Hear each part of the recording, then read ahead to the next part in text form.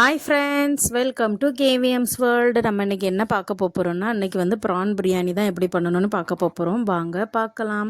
அதுக்கு நான் பிரியாணி பண்ணுறதுக்கு ஒரு பெரிய பாத்திரம் எடுத்திருக்கேன். அடிகனமாக உள்ள பாத்திரம் எடுத்துக்கிடணும். அதில் ஒரு 4 ஸ்பூன் எண்ணெய் ஊற்றிருக்கேன். அதுக்கப்புறம் பட்டை, கிராம்பு, பிரியாணி இலை இதையெல்லாம் எண்ணெயில் போட்டு கொஞ்சம் பொரிஞ்ச உடனே ஒரு 4 பெரிய வெங்காயம் நீளமாக கட் பண்ணி வச்சுருக்கேன். அதையும் நம்ம அது கூட போட்டு வெங்காயத்தை வதக்கணும். வெங்காயம் கொஞ்சம் நல்லா வதங்கணும். வெங்காயம் வந்து கொஞ்சம் கோல்டன் ப்ரௌன் கலர் ஆகிற வரைக்கும் கொஞ்சம் வெங்காயத்தை நல்லா நம்ம வதக்கி எடுத்துக்கிடணும். எப்போவுமே நம்ம பிரியாணிக்கு நம்ம வெங்காயம் நம்ம எவ்வளோ வதக்குறோமோ அவ்வளோ பிரியாணி டேஸ்ட்டாக வரும். நம்ம அந்த வெங்காயம் வதக்குறதுல தான் பிரியாணி டேஸ்ட்டே இருக்கும். அதனால் வெங்காயத்தை வந்து கொஞ்சம் நல்லா நம்ம வதக்கிக்கிடணும். அதுக்காக ரொம்ப ஹை ஃப்ளேமில் வச்சு கரிச்சிடக்கூடாது. நல்லா அப்படி கோல்டன் ப்ரௌன் கலர் ஆகிற வரைக்கும் நம்ம நல்லா வதக்கி எடுத்துக்கிடணும். கொஞ்சம் இப்போ பாருங்கள், ஒரு 2 நிமிஷத்தில் நல்லா வதங்கியிருக்கு. இந்த டைமில் நம்ம வந்து இதுக்கு வந்து உப்பு சேர்க்கணும். உப்பு சேர்த்துக்கிட்டோன்னா நம்மளுக்கு அந்த வெங்காயம் வந்து அடி பிடிக்காது. அதனால் இந்த டைமில் நம்ம வந்து கொஞ்சம் உப்பு சேர்த்துக்கிடுவோம். நான் ஒரு 2 ஸ்பூன் உப்பு போட்டிருக்கேன். உப்பு போட்டு வெங்காயத்தை கொஞ்சம் நல்லா நம்ம வதக்கிக்கிடுவோம். கொஞ்சம் வெங்காயம் வந்து கொஞ்சம் அப்படி கருகாமல் கொஞ்சம் அப்படி ப்ரௌன் கலராக மாறி வர வரைக்கும் நம்மளுக்கு தெரியும். ஒரு மாதிரி கண்ணாடி பதம் மாதிரி ஆயிரும். பாருங்கள், இந்த அளவுக்கு நம்ம வந்து வெங்காயத்தை வதக்கி எடுத்துக்கிடணும். அதுக்கப்புறம் நம்ம இஞ்சி பூண்டு பேஸ்ட்டும் நம்ம வந்து ஃப்ரெஷ்ஷாக நம்ம அரைச்சி சேர்த்துக்கிட்டோன்னா தான் பிரியாணி ரொம்ப டேஸ்ட்டாக வரும். பிரியாணிக்கு நம்ம இஞ்சி பூண்டு பேஸ்ட்டும் எப்போதை விடையும் நீங்கள் கொஞ்சம் அதிகமாக சேர்த்துக்காங்க. நான் அன்றைக்கி ஒரு 4 ஸ்பூன் சேர்த்துருக்கேன். அப்போ நம்ம ஃப்ரெஷ்ஷாக அரைச்சி சேர்க்கும் போது அந்த பிரியாணி ரொம்ப டேஸ்ட்டாக இருக்கும். அதே இது நம்ம வெளியே உள்ள அந்த பேஸ்ட்டு வாங்கி போட்டால் அவ்வளோ டேஸ்ட் இருக்காது. அதனால் நீங்கள் எப்போவுமே ஃப்ரெஷ்ஷாக நீங்கள் அரைச்சி போடுங்க. இஞ்சி பூண்டு பேஸ்ட்டு சேர்த்த பிறகு நான் இப்போ வந்து 1/2 கிலோ இன்றைக்கி ப்ரான் வாங்கியிருக்கேன். சின்ன சைஸ் ப்ரான் தான் வாங்கியிருக்கேன். பெரிய சைஸை விட சின்ன சைஸ் தான் ரொம்ப டேஸ்டியாகவும் இருக்கும்.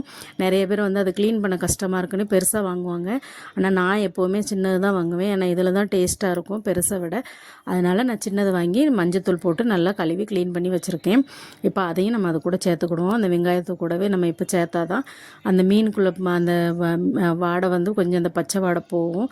அதுக்கப்புறம் நம்ம உப்பு எல்லாம் போட்டிருக்கிறதுனால அந்த மீன்லேயும் கொஞ்சம் உப்பு எல்லாம் பிடிச்சி நம்மளுக்கு அந்த எண்ணெயில் கொஞ்சம் பொரிஞ்சு வரும்போது அந்த மீனும் நல்லா டேஸ்டியாக இருக்கும். அதுக்கப்புறம் நம்ம மீனெல்லாம் நல்லா கொஞ்சம் மிக்ஸ் பண்ணி நல்லா கிண்டி விட்ட பிறகு இதுக்கு நம்ம மசாலா சேர்க்கணும். அதுக்கு நான் வந்து ஒரு 1/4 ஸ்பூன் சீரகத்தூள், 1/2 ஸ்பூன் மல்லித்தூள், 1/2 ஸ்பூன் கரம் மசாலா, 1 ஸ்பூன் வத்தல் தூள், தனி மிளகாத்தூள் சேர்த்துருக்கேன். இது இவ்வளோத்தையும் போட்டு நம்ம அதையும் கொஞ்சம் மிக்ஸ் பண்ணி விட்டுக்கிடுவோம். நம்ம மசாலா எல்லாம் போடும்போது வந்து அடுப்பை கொஞ்சம் சிம்மில் வச்சுக்கிடணும். இல்லைனா மசாலா வந்து அடி பிடிக்கும். அதனால் எப்போவுமே மசாலா போடும்போது கொஞ்சம் அடுப்பை சிம்மில் வச்சுட்டு நம்ம கொஞ்சம் நல்லா கிண்டி விட்டோன்னா மசாலா வந்து அடி பிடிக்காது. நம்மளுக்கு பிரியாணியும் நல்லாயிருக்கும். இல்லைனா பிரியாணியில் வந்து கருகுன வாடை வந்துடும்.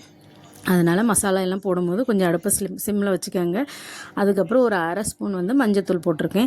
அதையும் நல்லா மிக்ஸ் பண்ணி விட்டுக்கிட்டு நான் இப்போ தான் வந்து தக்காளி சேர்க்கேன். ஒரு 4 தக்காளி வந்து கட் பண்ணி வச்சுருக்கேன். அதையும் சேர்த்துக்கிடுவோம். நம்ம இந்த டைமில் நம்ம தக்காளி சேர்த்தோன்னா நம்ம மசாலா எல்லாமே அந்த ட்ரை மசாலா போடும்போது அது வந்து கொஞ்சம் எப்படி அடி பிடிக்கும். நம்ம இப்போ தக்காளி சேர்த்தோன்னா அந்த அடி பிடிக்காது. நல்லா நம்ம கீழே அடி பிடிச்சாலும் நம்ம நல்லா கிண்டி விட்டுட்டோன்னா அடி பிடிக்கவே செய்யாது. தக்காளியில் நீர் சேர்த்து இருக்குது. அதனால் இந்த டைமில் தக்காளி சேர்த்துக்கிடணும். அதுக்கப்புறம் ஒரு 6 பச்சை மிளகாய் நான் கொஞ்சம் கீரி வச்சுருக்கேன். நீளமாக கீரி தான் போட்டிருக்கேன், வெட்டி போடலை.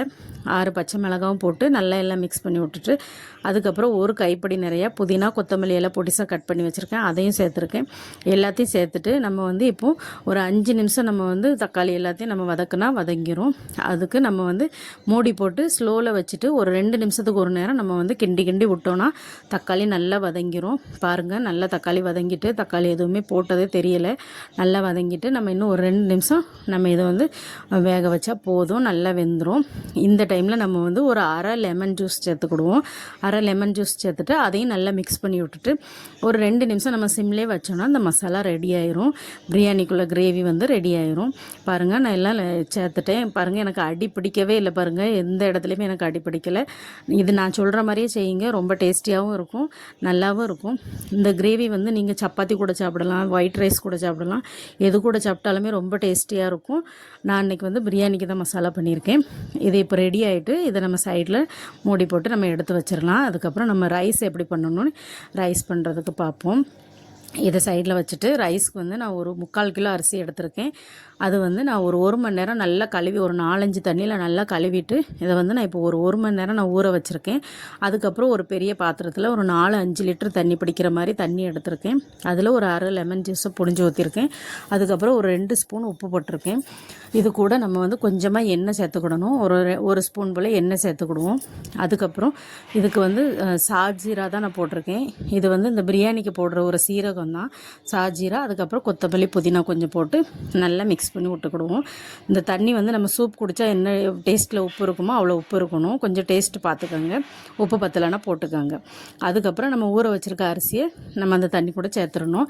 சேர்த்துட்டு நம்ம அது அடிக்கடி போட்டு கரண்டியை போட்டு கிண்டக்கூடாது.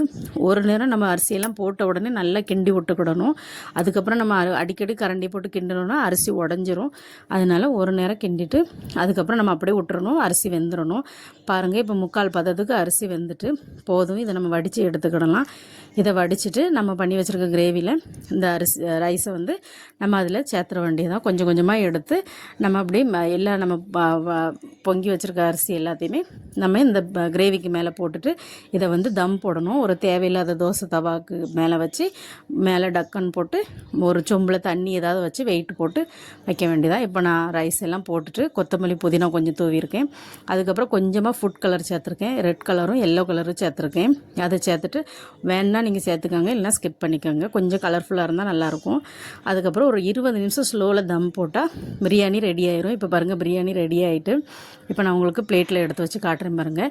பிரியாணி நம்ம எப்போவுமே எடுக்கும் போது கொஞ்சம் நம்ம மேலே அந்த ரைஸ் எல்லாத்தையும் ஒதுக்கி விட்டுட்டு கொஞ்சம் ரைஸு, அதுக்கப்புறம் கொஞ்சம் அந்த மசாலா கிரேவி அப்படி நம்ம எடுத்து வச்சு எப்போவுமே நம்ம பிளேட்டில் வச்சு சாப்பிட கொடுத்தோன்னா அதுக்கப்புறம் நம்ம அந்த மசாலா ரைஸ் எல்லாம் மிக்ஸ் பண்ணி சாப்பிட்டோன்னா டேஸ்டியாக இருக்கும். நம்ம ரொம்ப கரண்டி போட்டு நம்மளே எல்லாம் மிக்ஸ் பண்ணிட்டோன்னா கொஞ்சம் அவ்வளோ நல்லா இருக்காது, குழஞ்சி போன மாதிரி இருக்கும். அதனால் நான் எப்போவுமே இப்படி தான் பண்ணுவேன். நீங்களும் ட்ரை பண்ணி பாருங்கள், ரொம்ப டேஸ்டியாக இருக்கும். இந்த வீடியோ பிடிச்சிருந்தா லைக் பண்ணுங்கள், ஷேர் பண்ணுங்கள், கமெண்ட் பண்ணுங்கள். என் சேனலை சப்ஸ்கிரைப் பண்ணுங்கள். பாய்.